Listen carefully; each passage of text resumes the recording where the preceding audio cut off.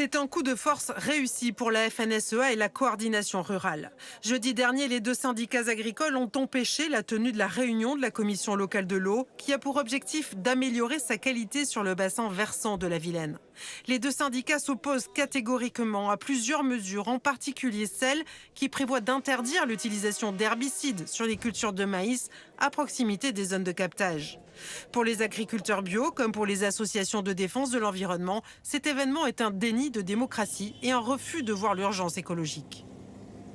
Il faut sortir des postures idéologiques et politiques, parce que derrière, ici, on n'est plus en train de parler de la réalité. La réalité, c'est que la technologie ne permet plus aujourd'hui de produire de l'eau potable quand elle est contaminée à ce point par les pesticides. 8% seulement de l'eau en Ille-et-Vilaine est en bon état. Et les agriculteurs eux-mêmes nous disent qu'ils ne sont pas rémunérés à la hauteur de ce qu'ils devraient l'être.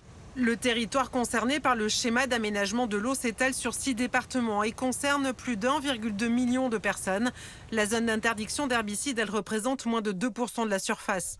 Mais la FNSEA assure que cette mesure fragilise les exploitations. L'ensemble de la méthode ne nous va pas dans la concertation et aussi il n'y a pas eu d'étude d'impact. C'est-à-dire quel va être l'impact pour nous les agriculteurs, mais quel va être l'impact économique pour tout le tissu agricole qu'il y a derrière. Quand on utilise moins de produits phytosanitaires, les rotations, etc. peuvent être différentes, mais au global, quand même, la production, elle diminuera.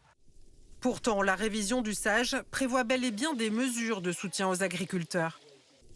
Il y a un accompagnement pour permettre de planter des haies sur talus. Et ensuite, il y aura des paiements pour services environnementaux pour prendre en charge le surcoût, soit de temps de travail, soit de désherbage mécanique.